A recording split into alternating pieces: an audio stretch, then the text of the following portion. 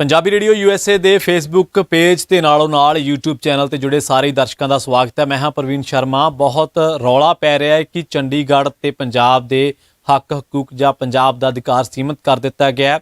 ਅੱਜ ਇਸ ਰਿਪੋਰਟ ਦੇ ਵਿੱਚ ਤਕਨੀਕੀ ਤੌਰ ਤੇ ਇਹ ਜਾਣਨ ਦੀ ਕੋਸ਼ਿਸ਼ ਕਰਾਂਗੇ ਕਿ ਇਹ ਸਿਲਸਿਲਾ ਸ਼ੁਰੂ ਕਿੱਥੋਂ ਹੋਇਆ ਤੇ ਪੰਜਾਬ ਦੀਆਂ ਜਿਹੜੀਆਂ ਸਿਆਸੀ ਤਨਜ਼ੀਮਾਂ ਦੇ ਸਿਆਸੀ ਲੀਡਰ ਰੌਲਾ ਪਾ ਰਹੇ ਨੇ ਉਹਨਾਂ ਨੇ ਬਕਾਇਦਾ ਇਸ ਲੁੱਟ ਦੇ ਉਹ ਹਿੱਸੇਦਾਰ ਨੇ, ਉਹਨਾਂ ਦਾ ਯੋਗਦਾਨ ਹੈ। ਸਮੇਂ-ਸਮੇਂ ਦੀਆਂ ਅਕਾਲੀ ਤੇ ਕਾਂਗਰਸੀ ਸਰਕਾਰਾਂ ਨੇ ਪੰਜਾਬ ਦਾ ਚੰਡੀਗੜ੍ਹ ਤੇ ਜੋ ਹੱਕ ਸੀ ਉਹਦੇ ਵਿੱਚ ਉਸ ਹੱਕ ਨੂੰ ਕਮਜ਼ੋਰ ਕਰਨ ਦੇ ਵਿੱਚ ਆਪਣਾ ਯੋਗਦਾਨ ਪਾਇਆ।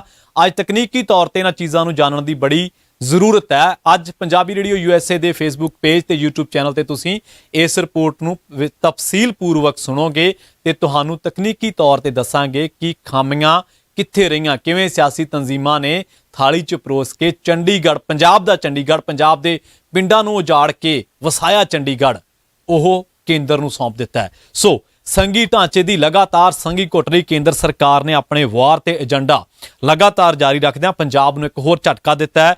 ਇੱਕ ਪਾਸੇ ਪਹਿਲਾਂ ਭਾਖੜਾ ਬਿਆਸ ਮੈਨੇਜਮੈਂਟ ਬੋਰਡ ਦੇ ਵਿੱਚੋਂ ਪੰਜਾਬ ਤੇ ਹਰਿਆਣੇ ਦੀ ਦਾਅਵੇਦਾਰੀ ਖਤਮ ਕੀਤੀ ਜਾਂਦੀ ਆ ਤੇ ਉਸ ਤੋਂ ਬਾਅਦ ਅਮਿਤ ਸ਼ਾਹ ਚੰਡੀਗੜ੍ਹ ਆਉਂਦੇ ਨੇ। ਉਹ ਆ ਕੇ ਚੰਡੀਗੜ੍ਹ ਕਹਿੰਦੇ ਨੇ ਕਿ ਚੰਡੀਗੜ੍ਹ ਦੇ ਜਿਹੜੇ ਮੁਲਾਜ਼ਮ ਨੇ ਉਹਨਾਂ ਦੇ ਉੱਤੇ ਪੰਜਾਬ ਸਿਵਲ ਸਰਵਿਸਿਜ਼ ਦੇ ਰੂਲ ਲਾਗੂ ਨਹੀਂ ਹੋਣਗੇ। ਇਹ ਗੱਲ ਗੌਰ ਕਰਨ ਵਾਲੀ ਹੈ। ਅਮਿਤ ਸ਼ਾਹ ਆ ਕੇ ਕਹਿੰਦੇ ਨੇ ਕਿ ਜਿਹੜੇ ਚੰਡੀਗੜ੍ਹ ਦੇ ਵਿੱਚ ਮੁਲਾਜ਼ਮ ਨੇ ਉਹਨਾਂ ਤੇ ਪੰਜਾਬ ਸਿਵਲ ਸਰਵਿਸਿਜ਼ ਦੇ ਰੂਲ ਲਾਗੂ ਨਹੀਂ ਹੋਣਗੇ, ਬਲਕਿ ਉਹਨਾਂ ਤੇ ਹੁਣ ਕੇਂਦਰੀ ਸਰਵਿਸ ਰੂਲ ਲਾਗੂ ਹੋਣਗੇ। ਇਹ ਇੱਕ ਤਰਫਾ ਐਲਾਨ ਹੈ, ਸੰਘੀ ਢਾਂਚੇ ਨੂੰ ਢਾਹ ਲਾਉਣ ਵਾਲਾ ਹੈ, ਸੂਬਿਆਂ ਨੂੰ ਦਬਾਉਣ ਵਾਲਾ ਹੈ। ਇਹ ਯਾਦ ਰੱਖਣਾ ਚਾਹੀਦਾ ਹੈ ਕਿ ਚੰਡੀਗੜ੍ਹ ਆਰਜ਼ੀ ਤੌਰ ਤੇ ਕੇਂਦਰ ਦੇ ਅਧੀਨ ਹੈ, ਨਾ ਕਿ ਪੱਕਾ, ਕਿਉਂਕਿ ਇਸ ਤੇ ਹਾਲੇ ਫੈਸਲਾ ਹੀ ਨਹੀਂ ਹੋਇਆ। ਜਿਸ ਤੇ ਅਮਿਤ ਸ਼ਾਹ ਆ ਕੇ ਚੰਡੀਗੜ੍ਹ ਵਿੱਚ ਫੈਸਲਾ ਸੁਣਾ ਜਾਂਦੇ ਨੇ ਉਸ ਚੀਜ਼ ਤੇ ਹਾਲੇ ਫੈਸਲਾ ਹੀ ਨਹੀਂ ਹੋਇਆ ਕਿ ਚੰਡੀਗੜ੍ਹ ਪੰਜਾਬ ਦਾ ਹੈ ਜਾਂ ਕਿੰਨਾ ਕੁ ਹੈ। ਪਰ ਜਦੋਂ ਇਹਦੀ ਪੂਰੀ ਵਿਵਸਥਾ ਕੀਤੀ ਗਈ ਸੀ, ਆਪਾਂ ਉਸ ਤੇ ਅੱਗੇ ਆਉਣੇ ਆ। ਅਮਿਤ ਸ਼ਾਹ ਦੇ ਇੱਕ ਤਾਂ ਇਸ ਐਲਾਨ ਨੇ ਪੰਜਾਬ ਦਾ ਕਲੇਮ ਖਤਮ ਕਰ ਦਿੱਤਾ ਹੈ। ਫੈਸਲਾ ਤਾਂ ਕਰਕੇ ਨਹੀਂ ਹੋਇਆ ਕਿਉਂਕਿ ਹਰਿਆਣਾ ਇਹਦੇ ਚੋਂ ਵੱਖ ਹੋ ਗਿਆ ਤੇ ਉਹ ਆਪਣੀ ਹੀ ਵਿਧਾਨ ਸਭਾ ਦੇ ਵਿੱਚ ਮਤਾ ਪਾ ਕੇ ਵੱਖਰੀ ਹਾਈ ਕੋਰਟ ਤੇ ਵੱਖਰੀ ਰਾਜਧਾਨੀ ਦੀ ਮੰਗ ਕਰ ਚੁੱਕਾ ਹੈ। ਤੇ ਅਸਲ ਦੇ ਵਿੱਚ ਪੰਜਾਬ ਪੁਨਰ ਗਠਨ ਜਿਹੜਾ ਐਕਟ ਆ 1966 ਦਾ ਬਣਿਆ ਹੋਇਆ ਐਕਟ ਆ ਜਿਹੜਾ, ਉਹਦੇ ਵਿੱਚ ਵੀ ਕਈ ਖਾਮੀਆਂ ਤੇ ਸੰਵਿਧਾਨਿਕ ਤੌਰ ਤੇ ਊਣਤਾਈਆਂ ਸਨ ਤੇ ਇਹ ਗੱਲ ਰੱਖੀ ਗਈ ਸੀ, ਜਿਸ ਗੱਲ ਤੇ ਅਸੀਂ ਆ ਰਹੇ ਹਾਂ ਕਿ 60-40 ਦੀ ਰੇਸ਼ੋ ਦੇ ਨਾਲ ਅਫਸਰ ਆਉਣਗੇ ਚੰਡੀਗੜ੍ਹ ਦੇ ਵਿੱਚ। ਪੰਜਾਬ ਤੇ ਹਰਿਆਣੇ ਦੀ ਸਾਂਝੀ ਰਾਜਧਾਨੀ ਦੇ ਵਿੱਚ ਇਹ ਵਿਵਸਥਾ ਕਰਦਾ ਐਕਟ ਕਿ 60-40 ਦੀ ਰੇਸ਼ੋ ਨਾਲ ਅਫਸਰ ਆਉਣਗੇ। ਉਹ ਰੇਸ਼ੋ 60 ਪੰਜਾਬ ਦੀ ਹੋਏਗੀ ਤੇ 40 ਹਰਿਆਣੇ ਦੀ। ਇਸੇ ਤਰ੍ਹਾਂ ਉਹਨੂੰ ਵੰਡਿਆ ਗਿਆ ਸੀਗਾ ਤੇ ਜਿੰਨਾ ਚਿਰ ਕੋਈ ਫੈਸਲਾ ਨਹੀਂ ਆਉਂਦਾ ਉਹਨਾਂ ਚਿਰ ਡੈਪੂਟੇਸ਼ਨ ਤੇ ਅਫਸਰ ਆਉਂਦੇ ਰਹਿਣਗੇ। ਪਰ ਕੇਂਦਰ ਨੇ ਵਹਿਵਤੀ ਤਰੀਕੇ ਨਾਲ, ਘਤੀਤੀ ਤਰੀਕੇ ਨਾਲ ਇੱਥੇ ਵੀ ਆਪਣਾ ਜਿਹੜਾ ਦਬਦਬਾ ਸ਼ੁਰੂ ਕਰ ਦਿੱਤਾ। ਹੌਲੀ ਹੌਲੀ IG ਆਉਂਦਾ ਰਿਹਾ। ਪਹਿਲਾਂ ਜਿਹੜਾ ਚੰਡੀਗੜ੍ਹ ਦਾ SSP ਹੁੰਦਾ ਸੀ ਉਹ ਹੁੰਦਾ ਸੀ ਪੰਜਾਬ ਕੈਡਰ ਤੋਂ ਤੇ DC ਆਉਂਦਾ ਸੀ ਹਰਿਆਣਾ ਕੈਡਰ ਤੋਂ। ਪਰ ਹੌਲੀ ਹੌਲੀ IG ਇੱਕ ਲਿਆਂਦਾ ਗਿਆ, ਉਹ ਕੇਂਦਰ ਤੋਂ ਲਿਆਂਦਾ ਗਿਆ ਕਿ ਬਈ ਹੁਣ ਕੇਂਦਰ ਰੱਖੇਗਾ IG। ਉਸ ਤੋਂ ਬਾਅਦ ਕੀ ਹੋਇਆ, SSP ਪੰਜਾਬ ਤੇ DC ਹਰਿਆਣੇ ਤੋਂ ਆਉਂਦਾ ਰਿਹਾ, ਪਰ ਬਾਅਦ ਦੇ ਵਿੱਚ IG ਕੇਂਦਰ ਤੋਂ ਆਉਣ ਲੱਗ ਪਿਆ। ਪਰ ਉਸ ਟਾਈਮ ਅਕਾਲੀ ਤੇ ਕਾਂਗਰਸੀ ਜਿਹੜੀਆਂ ਸਰਕਾਰਾਂ ਸੀ ਉਹ ਕੇਂਦਰ ਦੇ ਹੱਕ ਦੇ ਵਿੱਚ ਭੁਗਤਦੀਆਂ ਰਹੀਆਂ। ਕਿਵੇਂ ਭੁਗਤਦੀਆਂ ਰਹੀਆਂ? ਉਹਨਾਂ ਨੇ ਆਪਣੇ ਅਫਸਰ ਹੀ ਡੈਪੂਟੇਸ਼ਨ ਤੇ ਉੱਥੇ ਨਹੀਂ ਭੇਜੇ।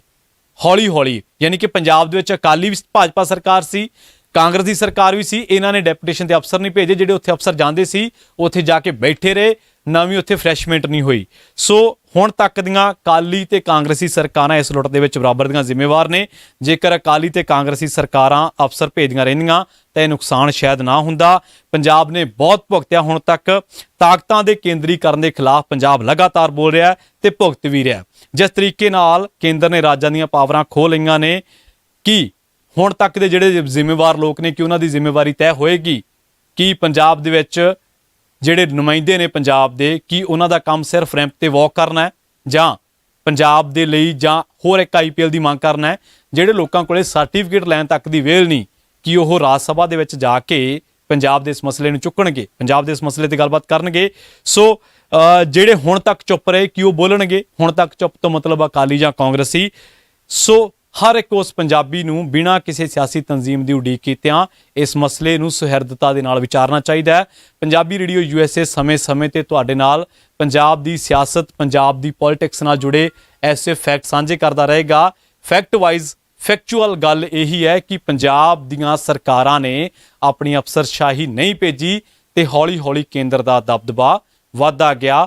ਭਾਖੜਾ ਬਿਆਸ ਮੈਨੇਜਮੈਂਟ ਬੋਰਡ ਤੋਂ ਬਾਅਦ ਪੰਜਾਬ ਨੂੰ ਇੱਕ ਹੋਰ ਬਹੁਤ ਵੱਡਾ ਝਟਕਾ ਹੈ। BSF ਤੋਂ ਬਾਅਦ BSF ਦੇ ਜਿਹੜਾ ਉਹਨੂੰ ਅਖਤਿਆਰ ਦਿੱਤੇ ਗਏ, ਟੈਕਸ ਕੇਂਦਰ ਕੋਲ ਚਲੇ ਗਏ ਨੇ।